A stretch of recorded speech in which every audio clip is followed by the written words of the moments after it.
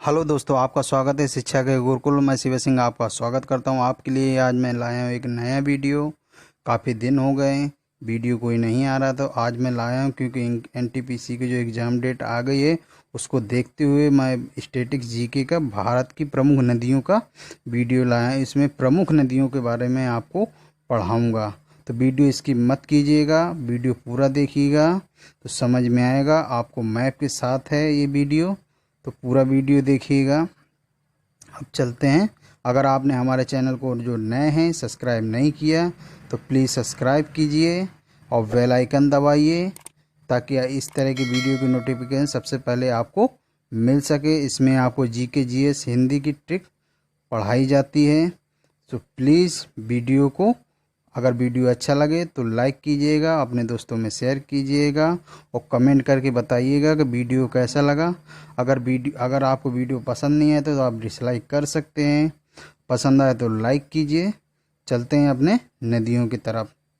सबसे पहली नदी है सिंधु नदी। इसको इंग्लिश में इंडस रिवर भी कहते हैं। सिंधु नदी ये हमारी आ गई, ये सिंधु नदी है। ये जाके अरब सागर में मिल जाती है। ये एशिया की सबसे लंबी नदियों में से एक है और विश्व की सबसे लंबी नदर है विश्व की सबसे लंबी नदी है नील नदी और सबसे चौड़ी नदी है अमेजन नदी। और ये नदी सिंधु नदी ये पाकिस्तान और भारत के जम्मू कश्मीर, चीन के पश्चिमी तिब्बत के मध्य से बहती है।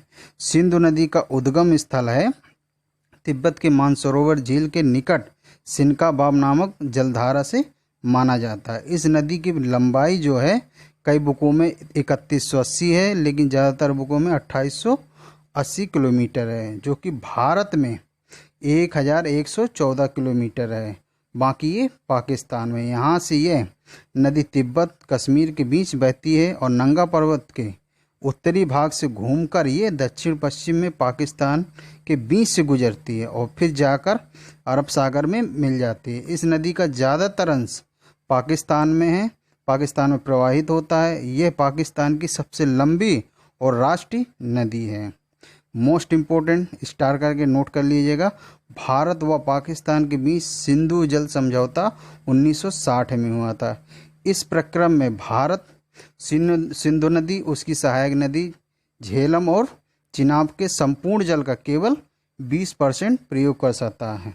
और इसी तरह पाकिस्तान के लिए भी था। पाकिस्तान भी सतलज, ब्यास और रावी नदी का जो जल है 20% उपयोग कर सकता था। ये भारत पाक सिंधु जल समझौता 1960 में हुआ था, ये याद रखिएगा। अब चलते हैं अगली नदी। तो अगली नदी है हमारी चेनाब नदी, जो कि सिंधु की सहायक नदी। चेनाब नदी सिंधु की सबसे लंबी सहायक नदी है और इसका जो उद्गम स्थल है के12 लारा दर्रे से होता है। इसका जो उद्गम स्थल है के12 लारा दर्रे से। स्टार करके ये अपने नोटबुक में लिख लीजिएगा। हिमाचल प्रदेश इस नदी का निर्माण दो नदियों से मिलकर, चंद्रा और भागा नदी से मिलकर होता है, चेनाब नदी का नाम, इसलिए इस नदी को चंद्रभागा नदी भी कहते हैं। इसको जरूर नोट करिए, ये आ सकता है पेपरों में। यह सिंधु नदी से मिलने से पहले झेलम, ब्यास, रावी और सतलज से मिलती हैं। इसके जो स्रोत हैं बारालाचा दर्रा, इसकी लंबाई है 960 किलोमीटर, लगभग 597 मील। इसकी जो प्रवाह है अखून क्षेत्र है। चिनाब नदी की सहायक नदियां हैं मेमियार नाला, सोहल, थिरोट, भुट नाला, मरुसुंदर और लिद्रारी शामिल है।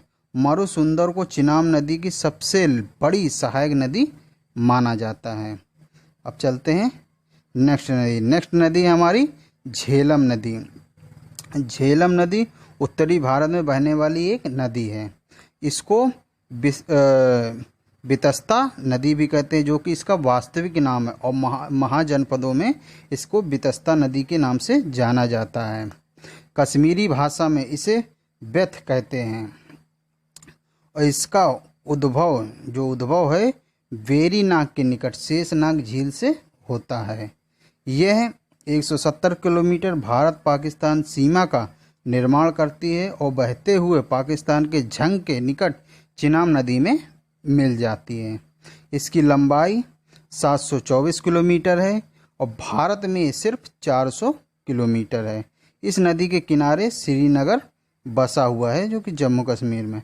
इस नदी में शिकारा और बजरे चलाए जाते हैं जम्मू कश्मीर में। नेक्स्ट है हमारा रावी नदी।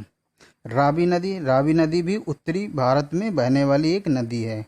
इसका ऋग्वैदिक कालीन नाम पुरुषनी है और इससे लाहौर नदी के नाम से भी जाना जाता है।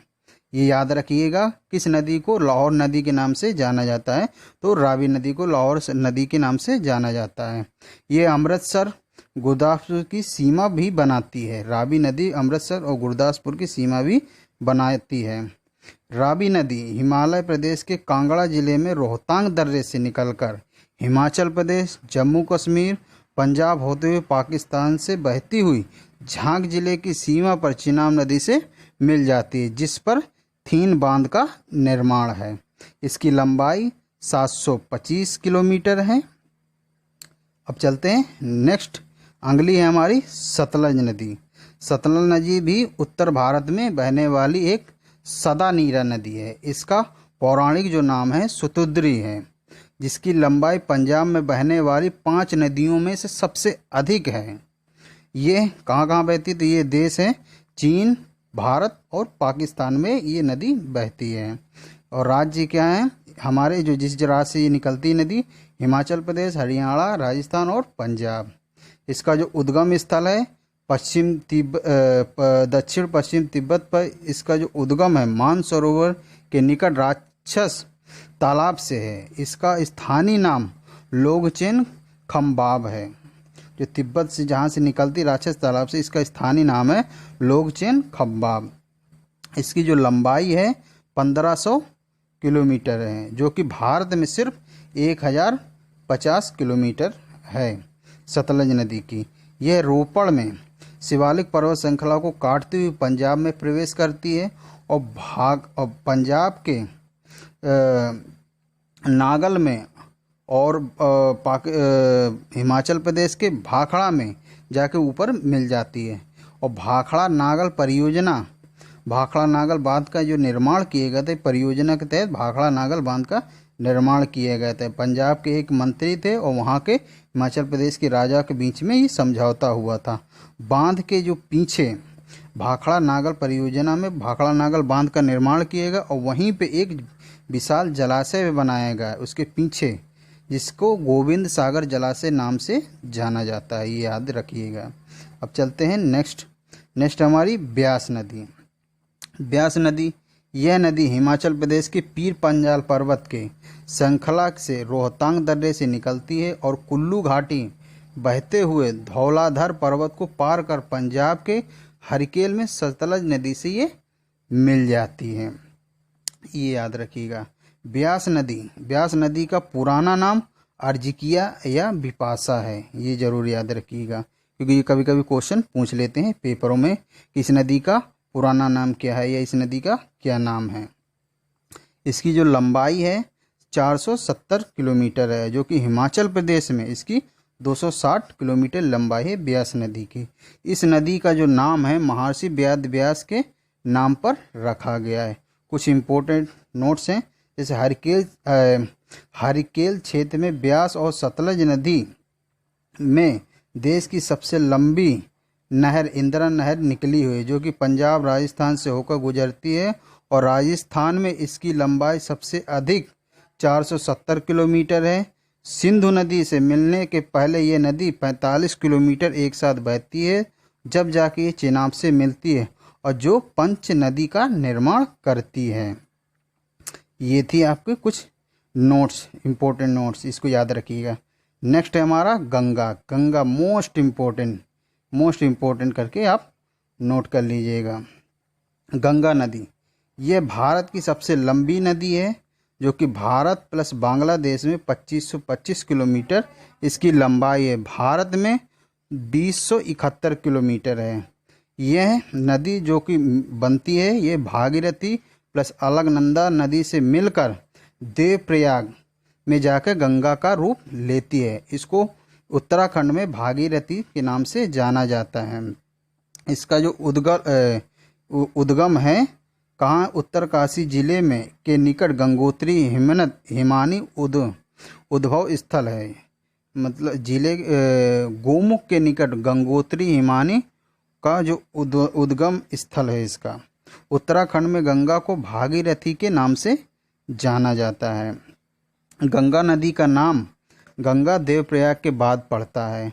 अलकनंदा उद्गम स्रोत जो है बद्रीनाथ के ऊपर सतोपत हिमानी में है और इसका निर्माण धौली प्लस विष्णु गंगा धाराओं से मिलकर अलकनंदा का निर्माण होता है। अलकनंदा नदी का जो कि विष्णु प्रयाग में मिलती है। अलकनंदा की सहायक नदी है पिंडार और अलकनंदा में महासीर नामक एक मछली होती है जिसका निवास स्थान नदी के निचले स्तर पर हिस्से पे, लेकिन जब वो अंडा देने आती है तो ऊपर आ जाती है। ये जरूर याद रखिएगा। महासीर ये मछली है। अलकनंदा प्लस मंदाकिनी से मिलकर रुद्रप्रयाग बनता और रुद्रप्रयाग के बाद ही गंगा का निर्माण होता है। ये दिख रही होगी आपको उत्तराखंड से आती हुई ये पटना में गंडक से सीधे बंगाली खाड़ी में गिर जाती हैं जाके। तो अब चलते हैं नेक्स्ट, कुछ इससे इम्पोर्टेंट गंगा से रिलेटेड कुछ इम्पोर्टेंट पॉइंट्स हैं, उसको देख लें। गंगा नदी बांग्लादेश में इसको पद्मा के नाम पे बहती है और गंगा नदी के किनारे बसा सबसे बड़ा शहर कानपुर है। गंगा की सहायक नदियों में बाएं से महाकाली, करनाली, कोसी, गंडक और सरयू, दाएं से यमुना, सोन, महानंदा। गंगा की सबसे बड़ी सहायक नदी यमुना नदी है। केदारनाथ मंदिर मंदाकिनी नदी के तट पर और बद्रीनाथ धाम अलकनंदा नदी के तट पर स्थित हैं। ये कुछ इम्पोर्टेंट फैक्ट्स थे, तो आप ये याद रखिएगा, ये भी कभी कभी पूछ लिए जाते हैं पेपरों में। तो अब चलते हैं नेक्स्ट, ब्रह्मपुत्र। ये भी मोस्ट इम्पोर्टेंट, ये नोट करके जरूर रख लीजिएगा, मोस्ट इम्पोर्टेंट, तो ये जरूर याद रखिएगा। ये नदी चेमयूंगडुंग हिमानी से निकलती है। यह मानसरोवर झील के दक्षिण पूर्व में लगभग 80 किलोमीटर की दूर पर ये स्थित है।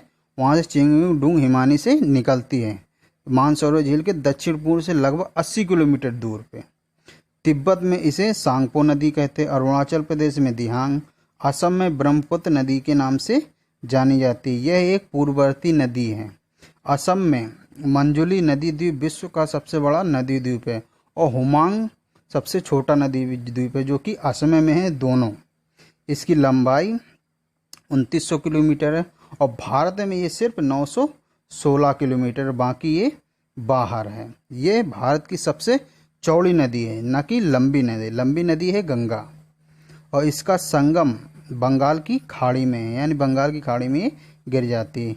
यह नदी बांग्लादेश में जमुना के नाम से बहती है और पामना के पूर्व गोलुंडो घाट के पास पद्मा से मिलती है और आगे बहती हुई जब ये नदी चांदपुर के उत्तर में पहुंचती है तो ये मेघना इससे मिल जाती है और आगे ये मेघना के नाम से बहती है। मेघना की सहायक नदी है बराग नदी, जो कि बराग नदी का उद्गम स्थल है मणिपुर के माउंट जानपो पहाड़ी से है।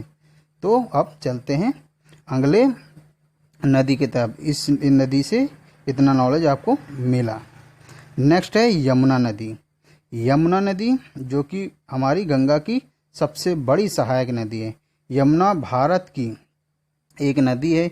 यह गंगा नदी की सबसे बड़ी सहायक नदी है जो कि ये उत्तराखंड के बंदरपूंछ के पश्चिमी ढाल पर स्थित यमुनोत्री उत्तरकाशी से लगभग 30 किलोमीटर उत्तर गढ़वाल में है जो नामक जगह से निकलती है और ये प्रयागराज में गंगा से मिल जाती है। इसकी प्रमुख नदियों में चंबल, सेंगर, छोटी सिंधु, बेतवा, केन उल्लेखनीय हैं। यमुना के तटवर्ती नगरों में दिल्ली, आगरा के अतिरिक्त इटावा, कालपी, हमीरपुर, प्रयाग मुख्यतः हैं। ये जो शहर है इससे बहकर निकलती है, इसमें यहाँ पे आके मिलती है या बहती है। प्रयाग में यमुना एक विशाल नदी के रूप में प्रस्तुत होती है और वहाँ के प्रसिद्ध ऐतिहासिक किले के नीचे गंगा में मिल जाती है। ब्रज की जो संस्कृति, यमुना का महत्वपूर्ण स्थान है ब्रज की संस्कृति में। आपने देखा होगा जो काला नाग और कृष्ण की कुछ रासलीला है वो इस यमुना नदी में ही इसको चलचित्र किया गया है। सहायक नदियाँ जो हैं यमुना की कौन कौन सी हैं? तो सहायक नदियाँ हैं बाएं से हमारी टोन्स, हिंडन, शारदा। शारदा को काली नदी के नाम से भी जाना जाता है, इसको ही आप नोट कर लीजिएगा। कुंता, गिरी, ऋषि गंगा, हनुमान गंगा। दाएं से चंबल, बेतवा, केन, सिंध। और शहर कौन कौन से जहाँ से ये बहती है? दिल्ली, मथुरा, आगरा, इटावा, कालपी और प्रयागराज, यहाँ से ये बहती हुई है। इसकी जो लंबाई है 1375 किलोमीटर। चंबल, बेतवा, केन ये तीनों नदियाँ दक्षिण से यमुना में मिलती हैं, इसको भी आप याद रखिएगा। अब चलते हैं अगले, लूनी नदी। लूनी नदी ये अजमेर जिले में स्थित नाग पहाड़, ये पुष्कर के समीप दो धाराओं सरस्वती और सागरमती के रूप में उत्पन्न होती है, जो कि अरावली पर्वत में है। ये नदी जो गोविंदगढ़ के निकट में ये मिल जाती हैं, सरस्वती और सागरमती के रूप में उत्पन्न होती है, दो धाराओं के रूप में। जो लूनी नदी है दो धाराओं के रूप में उत्पन्न होती है, जो कि गोविंदगढ़ के निकट आपस में मिल जाते हैं, फिर आगे चल के कच्छ के रण में ये विलुप्त हो जाती है। अब कोई जैसे क्वेश्चन पूछ लेता है कौन सी नदी है जो कच्छ के रण में विलुप्त हो जाती है, तो आप बता सकेंगे ये लूनी नदी है। इसकी लंबाई क्या है? इसकी लंबाई है 320 किलोमीटर। ये भारत की एकमात्र अंतर्विहीन नदी है, इसको भी याद रखिएगा। जोबाई, सुकरी, जोजिरी इसकी प्रमुख सहायक नदियां हैं। अब चलते हैं नेक्स्ट है सोन नदी। सोन नदी ये आप मोस्ट इम्पोर्टेंट के नोट कीजिएगा। सोन नदी, इससे क्वेश्चन काफ़ी आते हैं। ये अमरकंटक की पहाड़ी के नर्मदा के समीप इसका उद्गम स्थल है। इसकी लंबाई जो है 780 किलोमीटर। ये पटना के समीप गंगा में मिल जाती है। पटना ऐसा शहर है जो तीन नदियों के बीच में, गंगा, गंडक और सोन नदी के बीच में बसा हुआ है, ये याद रखिएगा।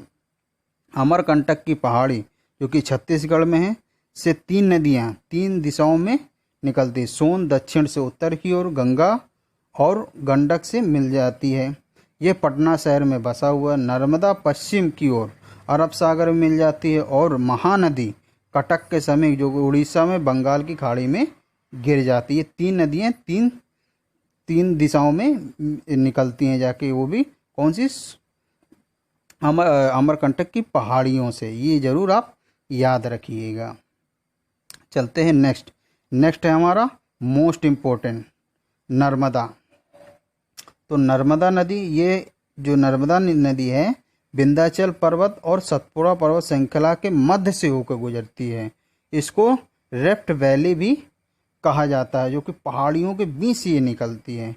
यह नदी विंध्याचल पर्वत श्रेणी में स्थित अमरकंटक नामक स्थान से निकलती है। इसकी जो लंबाई है हमारी 1312 किलोमीटर। ये जबलपुर में भेड़ा घाट के समीप कपिल धारा, जिसको धुआंधार जलधारा भी कहते हैं, जलप्रपात का निर्माण करती है।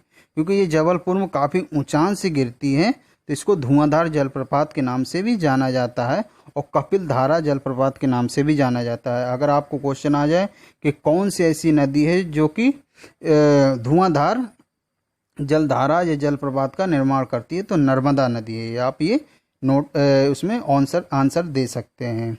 ये जो डेल्टा के, ये नदी जो है कि डेल्टा की बजाय बहुत सी नदियाँ डेल्टा बनाती है, लेकिन ये नदी डेल्टा नहीं बनाती, ये एस्चुरी बनाती है, और खंपात की खाड़ी अरब सागर में जाके ये गिर जाती है। अब आते हैं ताप्ती भी मोस्ट इम्पोर्टेंट है। ये सतपुड़ा की पहाड़ी में बैतूल जिले के मध्य प्रदेश में है, जो मुल्ताई नगर के पास इसका उद्गम स्थल है ताप्ती नदी का, और सूरत के निकट खंपात की खाड़ी में ये मिल जाती हैं। इसकी जो लंबाई है 724 किलोमीटर। ये भारत भी ये भी एस्चुरी बनाती है। दो से नर्मदा भी एस्चुरी बनाती है और ताप्ती भी एस्चुरी बनाती है, ये याद रहेगा। ये पूर्णा सहायक नदी है किसकी? ताप्ती की, ये अभी याद रखिएगा। अब चलते महानदी छत्तीसगढ़ तथा उड़ीसा अंचल की सबसे बड़ी नदी है। प्राचीन काल में महानदी का नाम चित्रोत्पला चित्रोत्पला नाम था इसका महानदी का। महानंदा और नीलोत्पला भी महानदी के नाम से ही जानी जाती है। महानदी का जो उद्भव है रायपुर के समीप धमतरी जिले के स्थित सिहावा नामक पर्वत श्रेणी से हुआ है। महानदी का प्रवाह दक्षिण से उत्तर की तरफ है और इस पर बने प्रमुख बांध जैसे कि रुद्री, गगरेल और हीराकुंड बांध जो कि सबसे बड़ा बांध है महानदी पे बना हुआ है। और सबसे ऊंचा है भाखड़ा नागल बांध जो कि सतलज नदी पे, और महानदी पे सबसे लंबा बांध है हीराकुंड बांध। यह नदी पूर्वी मध्य प्रदेश और उड़ीसा की सीमाओं को निर्धारित करती है या जोड़ती है, ये भी याद रखिएगा। इसकी लंबाई 815 किलोमीटर है। ब्राह्मणी, बैतरणी इसकी सहायक नदियां हैं। इसका जो संगम या मोहाना है जहाँ पे गिरती है ये बंगाल की खाड़ी में कटक के समीप ये गिर जाती है, तो इसको याद रखिएगा। अब है नेक्स्ट है माही नदी, ये भी मोस्ट इम्पोर्टेंट है। इस नदी का जो उद्गम है धार जिला मध्य प्रदेश के अमझोरा में मेहत झील से होता है। ये मेहत झील से निकलती है। इसकी जो लंबाई है हमारी 885 किलोमीटर है। इसका जो संगम है या मुहाना है खंपात की खाड़ी में ये भी गिर जाती है। इस पर बजाज सागर बांध का निर्माण किया गया है। बांस बाड़ा नाम से भी इसको जाना जाता है। बजाज सागर बांध को बनाया गया है। चंबल नदी को भी देख लेते हैं। यह नदी मध्य प्रदेश के मऊ के समीप स्थित जाना पहाड़ी सिंगार चौड़ी चोटी से निकलती है। ये नदी मध्य प्रदेश के मऊ के समीप, ये याद रखिएगा। इसकी जो लंबाई है हमारी 995 किलोमीटर। इसका जो मुहाना है ये इटावा उत्तर प्रदेश से 38 किलोमीटर दूर यमुना नदी में मिल जाती है। देश के सबसे खड्डे का निर्माण, जो कि ऐसे पूछ लिया जाता क्वेश्चन में कि कौन सी नदी है जो कि सबसे ज़्यादा खड्डे का निर्माण करती है, वो है चंबल नदी। इसको आप याद रखिएगा मोस्ट इम्पोर्टेंट करके। इसकी जो सहायक नदी है काली सिंध, पार्वती, सिप्ता, बनास, कुरल, बामनी और मेज नदियां हैं, तो इसको भी याद रखिएगा। ये जरूर याद रखिएगा इसकी कौन सी नदी है जो खड्डों का निर्माण करती है, तो चंबल नदी है। ये जरूर याद करिए, ये क्वेश्चन आ सकता है। नेक्स्ट है हमारा गोदावरी नदी। यह नासिक जिले के त्र्यंबकम गांव की एक पहाड़ी है, उससे निकलती है, जो कि महाराष्ट्र में है। यह प्रायद्वीपीय भारत की सबसे लंबी नदी मानी जाती है गोदावरी। इसकी जो लंबाई है 1465 किलोमीटर है। ये बंगाल की खाड़ी में गिरती है जाकर। इसके जो इम्पोर्टेंट पॉइंट्स हैं देख लें। ये नदी को इस नदी को वृद्ध गंगा या दक्षिण भारत की गंगा भी कहा जाता है। इसकी जो सहायक नदियां हैं पेनगंगा, इंद्रावती, प्राणहिता, मंजिरा, सबरी, बैनगंगा, वर्धा, ये इसकी प्रमुख सहायक नदी हैं। इसको भी आप देखिएगा और अपने नोटबुक में नोट कीजिएगा। 16 सितंबर 2015 आंध्र प्रदेश सरकार ने गोदावरी और कृष्णा नदी को जोड़कर पोलावरम और विजयवाड़ा लिंक परियोजना चलाई थी, जिससे कृष्णा व कुट्टूर जिलों में पानी की कमी को दूर किया गया और किसानों के लिए ये लाभकारी माना गया। इसको आप जरूर याद रखिएगा, ये आ सकता है। चलते हैं अब नेक्स्ट हमारा कृष्णा नदी। यह नदी महाबलेश्वर के समीप पश्चिमी घाट पहाड़ में से निकलती है। महाबलेश्वर कहाँ है, तो महाराष्ट्र में है। इसकी जो लंबाई है हमारी 1401 किलोमीटर है। इसका मुहाना है बंगाल की खाड़ी में। इसकी सहायक नदियों में भीमा, तुंगभद्रा, अमरावती, पंचगंगा, दूधगंगा, घाट प्रवाह और माल प्रवाह, ये जो सहायक नदी हैं इसको थोड़ा आप याद रखिए, क्योंकि इनसे क्वेश्चन काफ़ी आ जाते हैं कि इस नदी की सहायक नदी कौन सी है, उस नदी की सहायक नदी कौन सी है। इस नदी पर नागा अर्जुन बांध का बनाया गया है या निर्माण किया गया है कृष्णा नदी पर। कृष्णा नदी जल विवाद महाराष्ट्र, कर्नाटक और आंध्र प्रदेश के बीच में आज भी है। ये जरूर याद रखिएगा। ये कृष्णा नदी जल विवाद पूछ लेता है कभी कभी। कृष्णा नदी जल किन किन राज्यों के बीच में, तो महाराष्ट्र, कर्नाटक, आंध्र प्रदेश के बीच में आज भी है। बाण गंगा को भी देख लेते हैं एक नज़र। यह नदी बैराट की पहाड़ी जयपुर से निकलती है और यमुना फतेहाबाद आगरा के समीप मिल जाती है। आगरा के समीप इसकी जो लंबाई है, हमारी लंबाई 778 किलोमीटर है। ये इसको और देख लेते। इस पर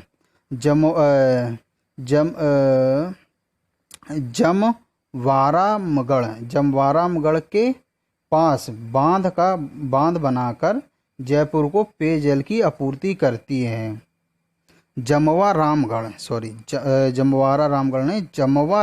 के पास बांध बनाकर ये जयपुर को पेयजल की आपूर्ति करती है। बाणगंगा नदी, इसको याद रखिएगा आपको। तो अब ये है नेक्स्ट है कावेरी नदी। कावेरी नदी को देखते हैं। ये नदी कर्नाटक के कुर्ग जिले में स्थित ब्रह्मगिरी पहाड़ी से निकलती है और बंगाल की खाड़ी में गिर जाती है। इसकी जो लंबाई है 800 किलोमीटर है। कावेरी नदी जल विवाद, जो कि है जल विवाद से ज़्यादातर क्वेश्चन आते कर्नाटक और तमिलनाडु के बीच में है। ये जरूर, ये जल विवाद वाले कुछ क्वेश्चन ये आ जाते हैं, ये डिफ़िकल्टी होते हैं, इनको जरूर आप याद करिएगा। अब इसमें कुछ पॉइंट हैं। इसमें कावेरी जल विवाद कहाँ का, कर्नाटक और तमिलनाडु के बीच में। इसे अब पॉइंट्स हैं। इसे दक्षिण भारत की गंगा कहा जाता है, कावेरी की, और जो गोदावरी उसको दक्षिण भारत की गंगा और वृद्ध गंगा कहा जाता है।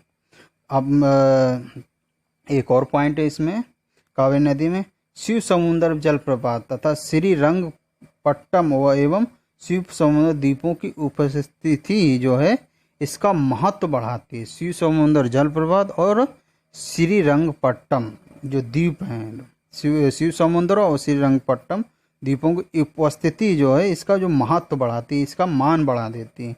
ये याद रखिएगा कि कौन सी नदी का शिव समुद्र और श्रीरंगपट्टम द्वीप जो कोई मान बढ़ाते हैं, तो वो है कावेरी नदी का। पेन्नार नदी, इसको भी आप देखिए। पेन्नार नदी हमारी, ये भी मोस्ट इम्पोर्टेंट है। ये नदी नंदीदुर्ग श्रेणी की चेन्नाकेशवा पहाड़ी से निकलती है। ये जो कि कर्नाटक में, चेन्नाकेशवा कर्नाटक में है ये पहाड़ी, वहाँ से ये निकलती है, उद्गम स्थल है। इसका जो मुहाना है बंगाल की खाड़ी में। इसकी जो लंबाई है ये जो 597 किलोमीटर है। इसकी सहायक नदी कौन कौन सी है, इसकी सहायक नदी हैं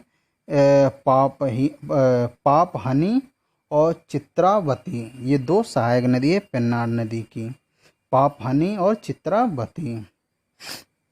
अब है तो ये थे हमारे कुछ मोस्ट इम्पोर्टेंट नदियाँ जिसको हमने पढ़ाया। अगर आपको ये वीडियो अच्छा लगे तो आप दोस्तों में शेयर कीजिए और लाइक कीजिए। अगर नहीं अच्छा लगे तो आप डिसलाइक कर सकते हैं। कमेंट बॉक्स में बताइए कि क्या कमी थी। अगर इस वीडियो को कोई नया व्यक्ति हमारे चैनल में देख रहा तो वो हमारे चैनल को सब्सक्राइब कीजिए और बेल आइकन दबाइए ताकि इस तरह की वीडियो आपको रेगुलर बेस में मिल सके। तो पढ़ते रहिए, एग्ज़ाम की डेट आने वाली है। तो मिलते हैं एक नेक्स्ट वीडियो में नए टॉपिक में। जय हिंद, जय भारत, वंदे मातरम और पढ़ते रहिए। Thank you.